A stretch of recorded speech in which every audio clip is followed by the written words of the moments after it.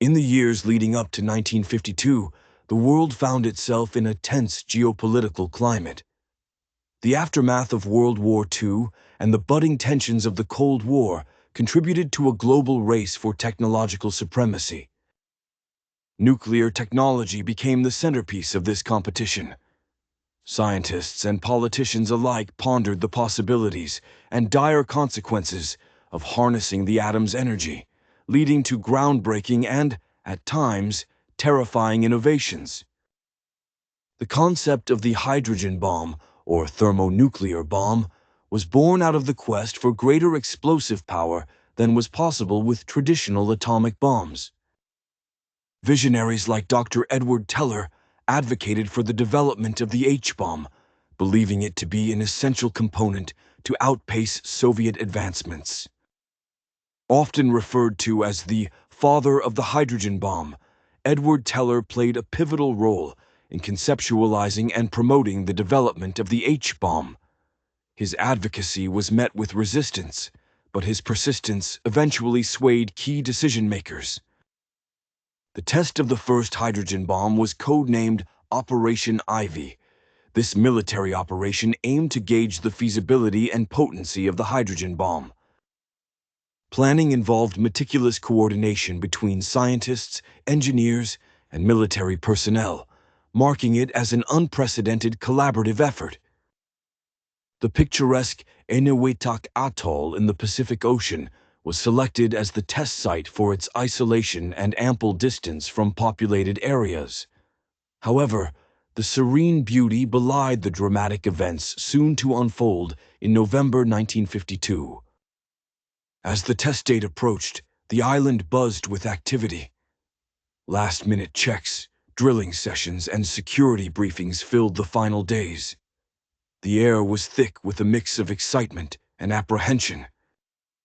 The sun rose over the atoll on the morning of November 1st, casting its warm glow over the gathered personnel. They stood silently, their eyes fixed on the test site, aware that they were on the brink of witnessing history. At 7:15 a.m., a resonant voice crackled over the loudspeakers, initiating the countdown. Each second brought them closer to an event that would change the course of history and technology. At exactly 7:30 a.m. local time, the hydrogen bomb, named Mike, was detonated. The force unleashed was gargantuan, equivalent to 10.4 megatons of TNT, far surpassing the devastation of previous atomic bombs. The initial explosion produced a massive fireball, which quickly ascended skyward, forming an iconic mushroom cloud that extended miles into the atmosphere. The sheer magnitude of the explosion defied human comprehension. Those observing from a safe distance felt the shockwave and saw the explosion from afar. A mix of awe, triumph, and fear enveloped the spectators as they contemplated the raw power they had witnessed.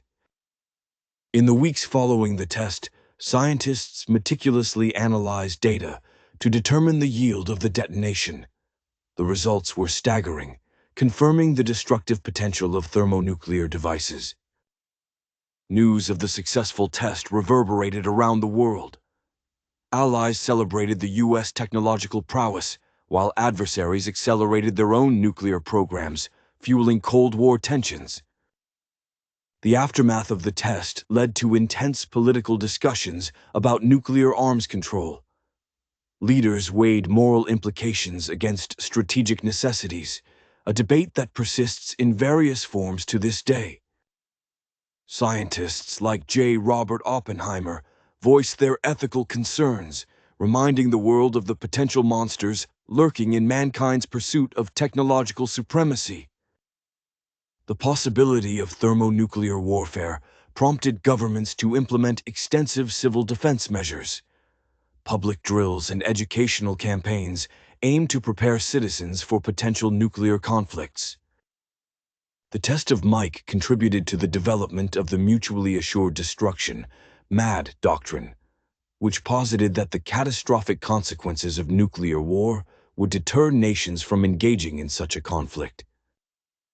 The successful detonation spurred further advancements in nuclear physics and engineering, paving the way for cleaner energy sources, albeit with ever-present concerns about proliferation.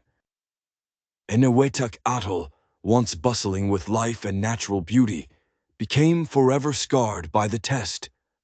Environmental consequences garnered attention, reshaping the discourse on testing sites.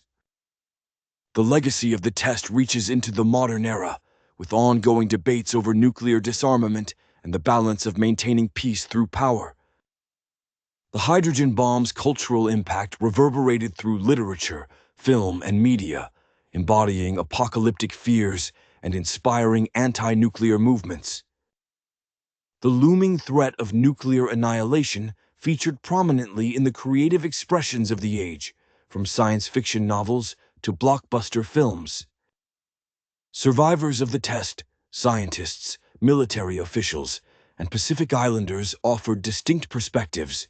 Having seen their homelands transformed into testing grounds, they underline the human price of advancement.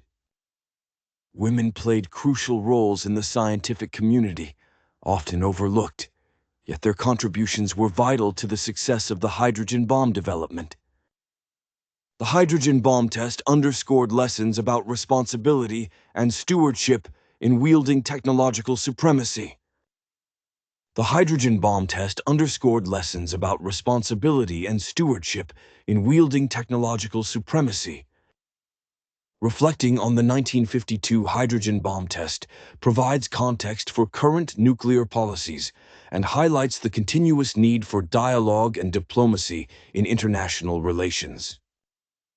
Diplomatic strategies evolve with technologies, and historical events like the hydrogen bomb test serve as reference points for policymakers.